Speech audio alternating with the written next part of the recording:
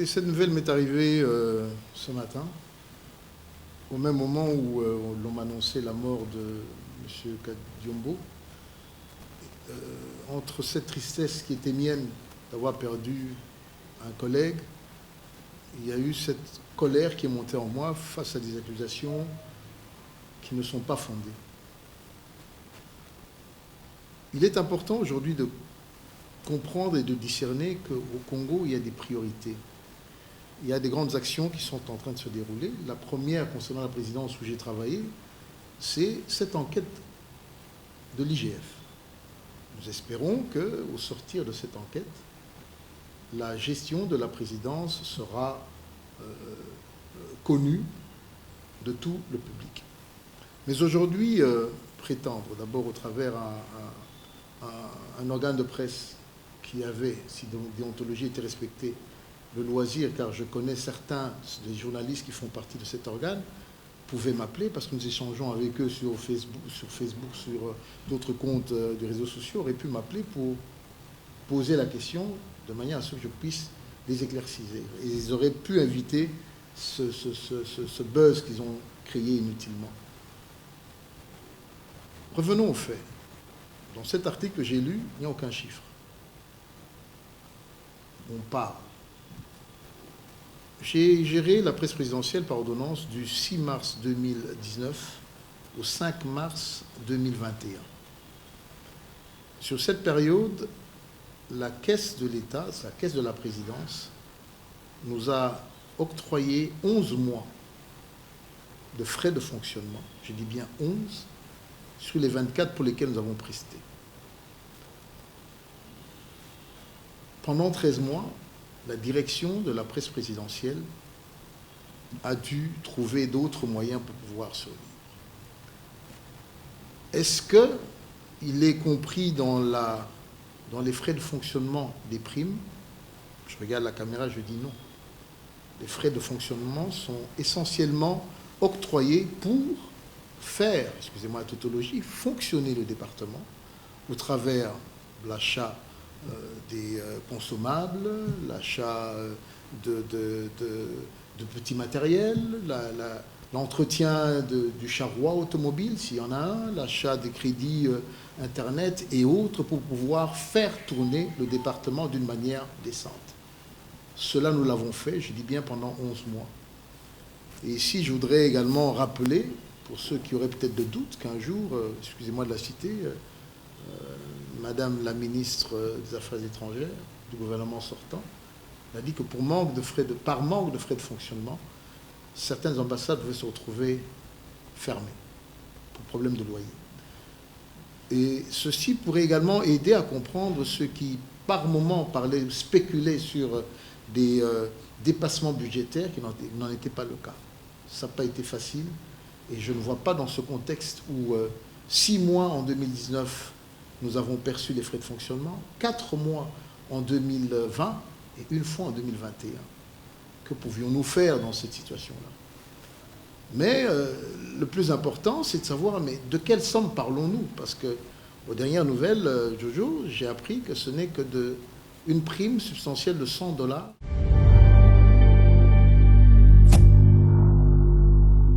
C'est pour cela que je tiens encore à souligner et demander à nos frères qui sont dans la presse, vous êtes dans cette presse aujourd'hui, d'être pointus.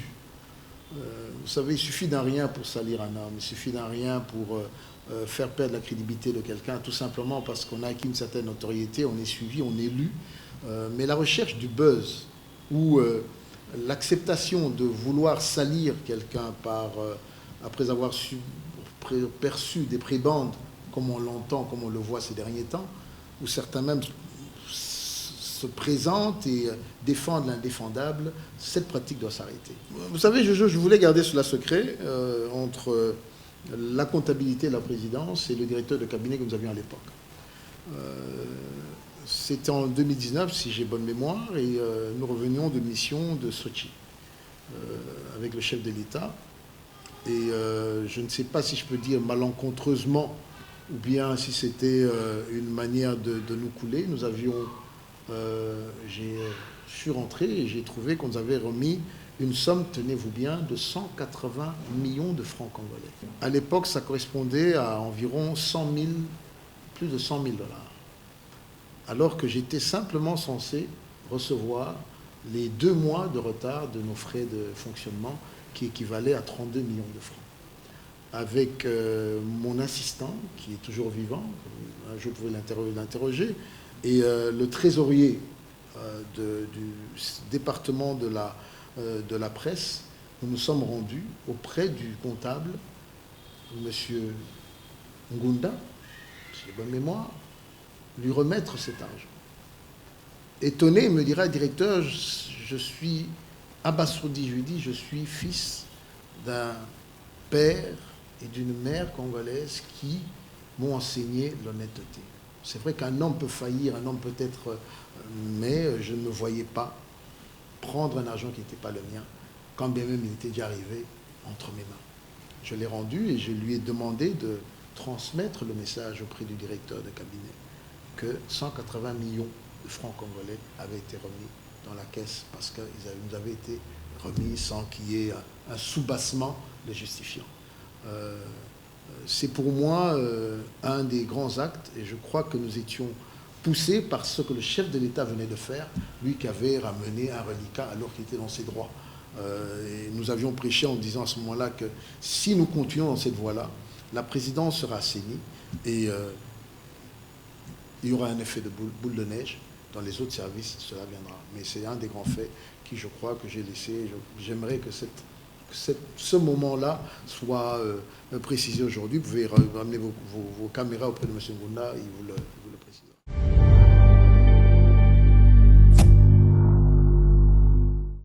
J'ai l'impression que ceci ressemble à une distraction. C'est vrai que c'est dans une stratégie. Est-ce que j'ai payé les frais de la restructuration? Je peux dire oui et vous dire non. Oui, parce que je n'y suis plus. Non, parce qu'aujourd'hui, ceci permet aux Congolaises et aux Congolais de constater si mon départ a mené à un grand changement quant à la communication du chef de l'État. Je vous laisse le loisir de répondre à cette grande question. Mais le plus important, c'est quoi? C'est l'on veut amener une certaine distraction. Depuis un certain temps, il faut le reconnaître, il y a des critiques acerbes qui sont montées face à la nouvelle direction. Je ne voudrais pas appuyer ces critiques. Mes collaborateurs anciens et le nouveau me connaissent assez.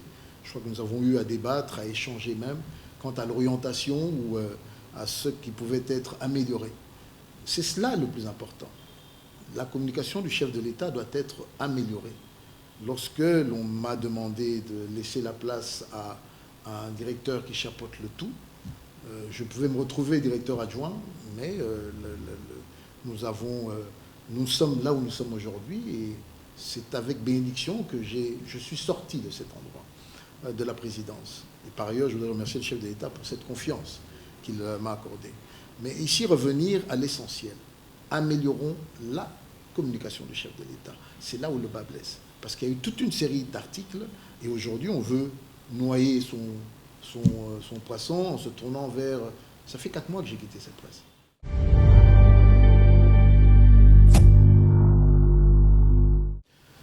Écoutez, le malheur du Congo aujourd'hui, c'est le malheur du coltan. Aujourd'hui, l'accès à Internet à une grande partie de notre population fait qu'avec l'utilisation de ce coltan transformé en téléphone portable, toutes les informations peuvent fuiter, même celles qui ne devraient pas. Je crois qu'en termes d'amélioration, nos frères qui gèrent la sécurité du chef de l'État ont certainement pris la mesure des difficultés. Vous l'avez vu entre le premier directeur de cabinet que nous avions eu, les fuites premières ont été drastiquement allégées par l'intérimaire qui fut le docteur Kolongele. Et aujourd'hui, avec le directeur Aiguilin, j'ai l'impression qu'il y a une meilleure gestion. Mais n'oubliez pas non plus, et c'est le plus important, que cette presse que j'ai eu à gérer, c'est une presse cash FCC. Ça, je tiens à le dire. Aujourd'hui, avec des membres de l'UNC qui en font toujours partie, sont-ils aussi solidaires? Je n'en sais rien. Dieu seul connaît les cœurs et des hommes, les intentions. Ceux qui, issus des FCC, qui en font toujours partis, comment réagissent-ils après cette rupture qui nous a amené à l'union sacrée? Peut-être qu'aujourd'hui, une refonte complète serait la bienvenue pour permettre à ce que cette cellule de communication du chef de l'État puisse avoir des hommes et des femmes loyaux envers l'engagement de l'institution président de la République et qui, à ce moment-là, ne seront peut-être pas tournés vers une autorité morale qui pourrait, d'une manière ou d'une autre, leur conduire, je ne l'espère pas, à noyauter de l'intérieur ou poser des actes qui pourraient aller à l'encontre de la bonne marche de cette direction.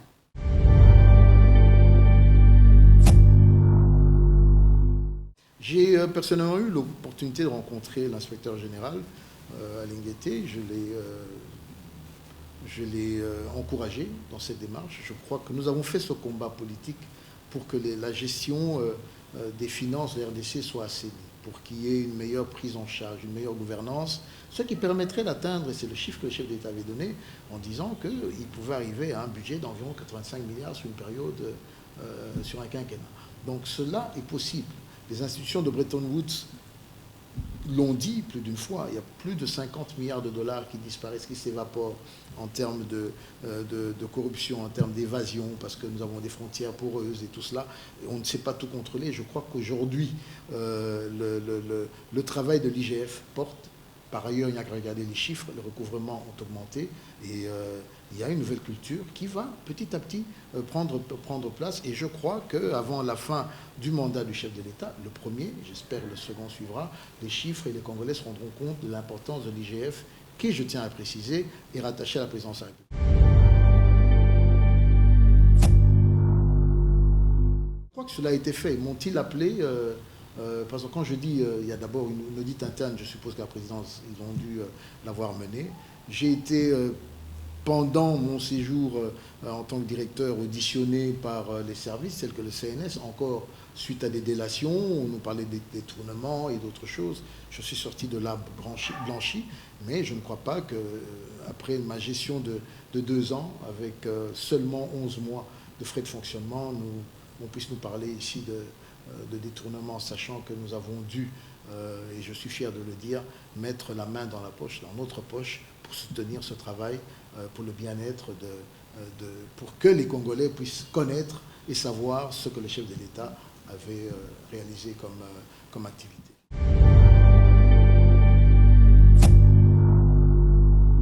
Ceci démontre d'abord que le chef de l'État, comme il a toujours dit, et c'est là l'un des piliers de sa vision politique, c'est que la justice soit pour tout le monde. Nous sommes tous égaux face à cette justice et qu'il n'y a pas d'intouchable.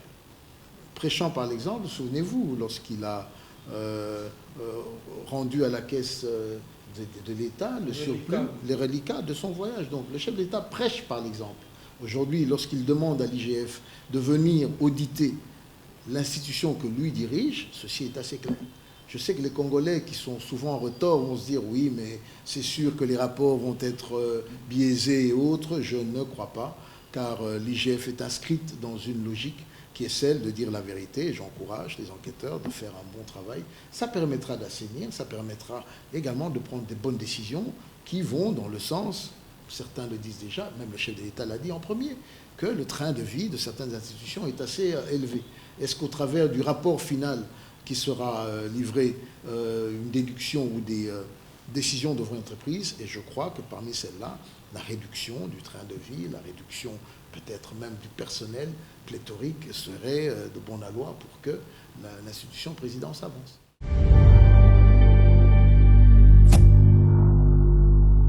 J'ai vécu près de 30 années de ma vie à l'extérieur.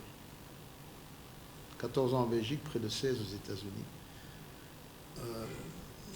Je sais ce que c'est que vivre à l'étranger. Et qu'est-ce que les autres pays nous accordent comme possibilité lorsque vous y vivez. Quand bien même vous arrivez à obtenir leur nationalité. Ce n'est pas mon cas. Je suis toujours resté citoyen congolais. Je suis né en RDC, je suis passé par le Zaïre et je suis revenu en RDC. Cette loi, je la supporte. Parce que nous avons derrière nous des exemples assez clairs. On a connu dans ce pays des ministres qui, après avoir détourné des sommes, se sont réfugiés dans leur pays d'origine. là je pousse certains à se tourner vers l'histoire, je ne cite le nom de personne ici. Nous avons connu dans ce pays également des chefs d'état-major, des généraux hauts responsables qui, arrêtés, prétendus être congolais, ont présenté des passeports disant qu'ils n'étaient pas congolais. C'est originaire d'autres pays. Nous pouvons continuer en termes d'exemple. Il est important de nous dire, la Belgique, qui nous a colonisés pendant un temps, avait un système, je ne sais pas s'il existe toujours, de petite nationalité et de grande nationalité. La petite nationalité, c'est celle qu'on accordait aux étrangers, qui ne pouvaient accéder qu'à certaines fonctions. En quoi cela gêne-t-il aujourd'hui que l'on verrouille, parce qu'on ne parle pas de congolite? Ce n'est pas le problème de la nationalité, c'est le problème de la protection. Aujourd'hui, certains disent, avec raison ou pas, que par le processus de démobilisation, nous avons dans notre armée plusieurs généraux qui ne sont pas 100% originaires de ce pays. Face à une action militaire, quelle serait leur réaction? 100% pour le Congo ou en demi-teinte pour leur pays d'origine d'où ils venaient? Parce qu'aujourd'hui, le Congo a toujours été une manne pour plusieurs. Moi, je soutiens que l'on puisse protéger la fonction de chef d'État. Ne peut être chef d'État qu'un Congolais né de père et de mère. Point barre. Qu'il en soit de même également pour le chef d'état-major, pour le responsable des services de sécurité, le Premier ministre. Bref, tous ceux qui ont dans leurs attributions régaliennes un pouvoir qui peut faire basculer les choses. Donc c'est important. Je ne comprends pas pourquoi cela gêne qu'on ait un Congolais 100% de père et de mère, directeur de la Banque centrale. Ça vous dérange en quoi? En quoi cela dérange-t-il? Et je vois les Congolais aller dans tous les sens sur la toile, jusque-là, parce que on parle d'Obama, mais lisez bien, Obama c'est un cas spécial. La loi américaine dit qu'il faut être né sur le territoire américain et être de père et de mère. Oui, papa Obama était déjà devenu citoyen américain. Il n'était plus kényan. La maman également l'était. Voilà. Et ne dupliquons pas ce qui se fait ailleurs. Dans certains autres pays, vous n'accédez à rien. Qui fera de vous responsable de la sécurité? Vous voulez qu'on fasse quoi? Qu'on donne cela à quelqu'un que nous savons qui est en demi-teinte, n'est pas un Congolais à 100%.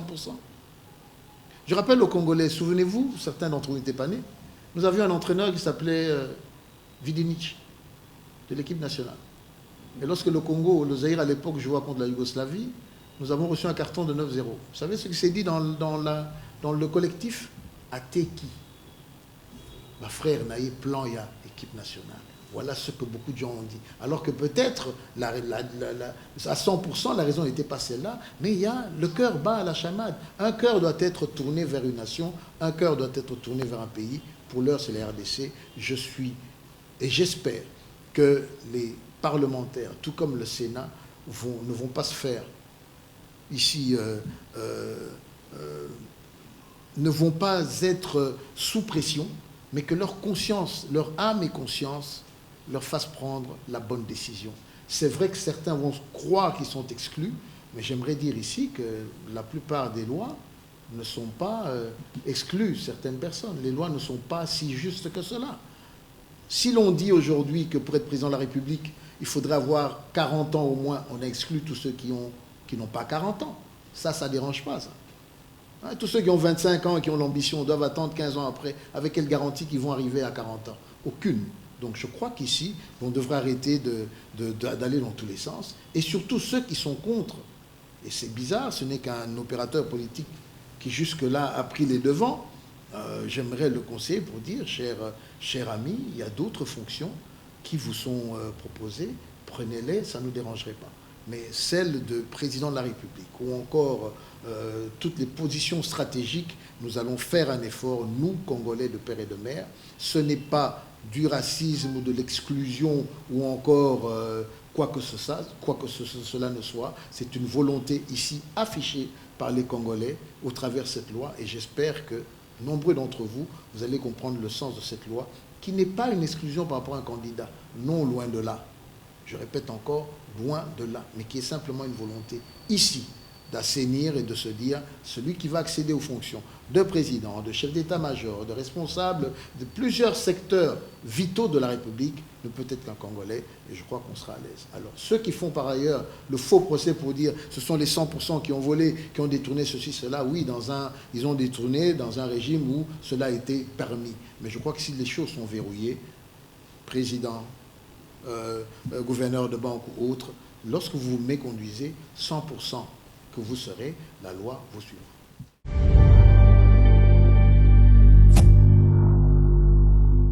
Serein, oui, je le suis, parce que, vous savez, ceux qui me connaissent, lorsque je travaille avec mon cœur. Je mets, comme on dit en français, léger, toute la gomme. Je mets ma volonté, je mets toute mon énergie pour réussir ce que je fais. Et nous l'avions fait avec le chef de l'État, nous étions porte-parole, on s'est battu, nous sommes arrivés là où nous sommes arrivés. Pas pour que nous puissions échouer. Mais la vie nous a conduits vers autre chose. Je ne crois pas qu'aujourd'hui, ce soit un problème d'incompétence, ce soit un problème lié à autre chose, un problème simplement conjoncturel. Si la presse présidentielle que nous avions avait eu les moyens nécessaires pour faire son travail, je crois qu'elle aurait rendu un fier service à la nation. Et surtout si la communication, parce que jusqu'à présent, il y a une cacophonie. Ce n'est pas le problème de la presse présidentielle, parce qu'elle continue à traiter les informations. Vous êtes au courant que le chef de l'État est au Ghana, l'information vous a été donnée. À peine il est arrivé, 20 minutes après, vous avez vu les images, les photos, le texte qui suivait. Donc le problème n'est pas à ce niveau-là. Le problème, c'est la communication qui a fait défaillance. La presse faisant partie de cette communication. Mais c'est à la communication, par exemple, aujourd'hui, de nous parler des réalisations du chef de l'État, de nous parler de la vision du chef de l'État, de vulgariser dans les 4 langues vernaculaires le programme du chef de l'État. Il y a certaines personnes qui sont peut-être dans un coin de cette nation qui ne savent pas que Félix-Antoine Tshisekedi Tshilombo, président de la République, est président d'exercice de l'OUA, de l'Union africaine plutôt. Donc il y a plusieurs choses qui devraient intervenir. Quant à nos amis de la presse, il y a, comme je l'ai dit, je l'ai fustigé. Vous savez, il y a quelque temps, juste après que je sorte, je n'ai plus ma position, j'ai eu à publier pour dire que je tenais à l'œil certains confrères. Ce n'était pas une menace. C'est simplement le rappeler, écoutez, je ne comprends pas comment vous, licenciez, vous arrivez à vous laisser corrompre par des personnes qui ont le même titre académique que vous, qui ont passé les mêmes années que vous. Pourquoi aujourd'hui le journaliste est-il chosifié ? Dans certains pays, le journaliste, c'est le faiseur de roi. C'est le 4e pouvoir. C'est le 4e pouvoir. Battons-nous pour que ce pouvoir soit le 4e. Et pour nous battre, pour y arriver, il faudrait quoi? L'intégrité, il faudrait le respect de la déontologie et arrêter de se faire vendre pour 50, 100 $. Un message à vous, mes chers frères, vous venez d'élire un président de la ville de Kinshasa. Je le salue, c'est votre volonté, je ne sais pas comment ça s'est passé, mais je simplement ici vous demander, faisons un effort.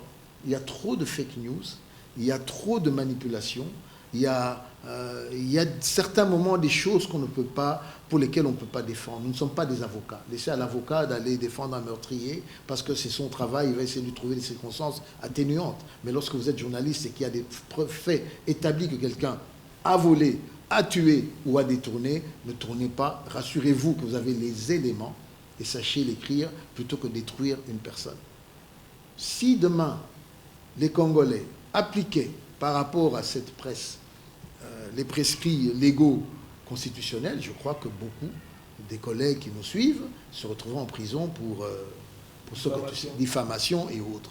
Devrons-nous aujourd'hui assainir de cette manière? Certains sont partisans de cela, mais moi je me dis simplement qu'il y a encore une occasion ici de rappeler, ne faites pas ça, les numéros sont là, cherchez. Vous m'avez cherché, vous m'avez appelé ce matin, je vous ai répondu.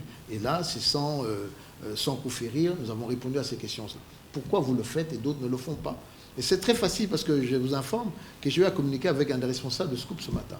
C'est moi pour lui dire, mais vous aurez pu m'appeler, mais je vous envoie mon droit de réponse, publiez-le. S'il est en première ligne, en première page de votre journal, faites-le pour que nous puissions dissiper ce malentendu. Le Congo a besoin d'avancer, pas sur de la diffamation ou de la délation, mais sur des choses concrètes qui sont les actes que pose le gouvernement des Warriors, du chef de l'État. C'est cela le plus important.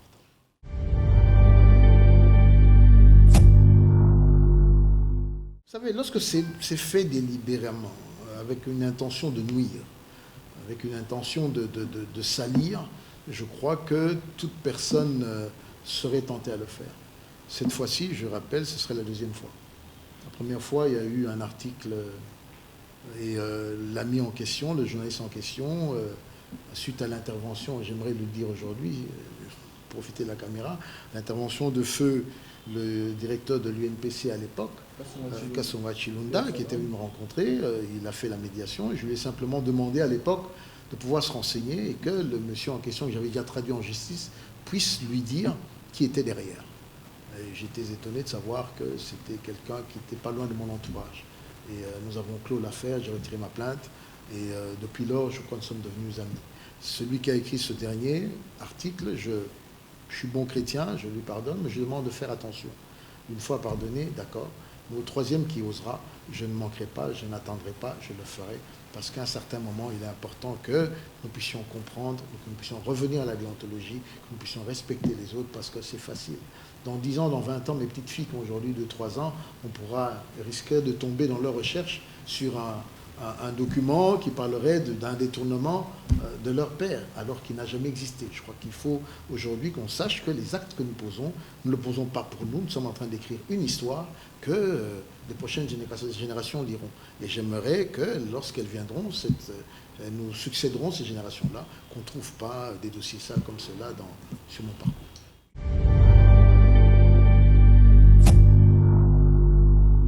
En tout cas, il n'y a pas de souci, j'aimerais. Et au passage, merci d'avoir posé cette question. Je vous avouerai que j'ai été 2 fois empoisonné pendant mon mandat. Et d'abord, je rends grâce à Dieu parce que je n'ai pas perdu la vie, mais l'exercice du sport m'a aidé pour beaucoup. La qualité de mes poumons, la qualité de certains de mes organes ont empêché la propagation de cette substance négative que j'avais absorbée. Et ceci déjà également me permettant de témoigner ce que la Bible dit.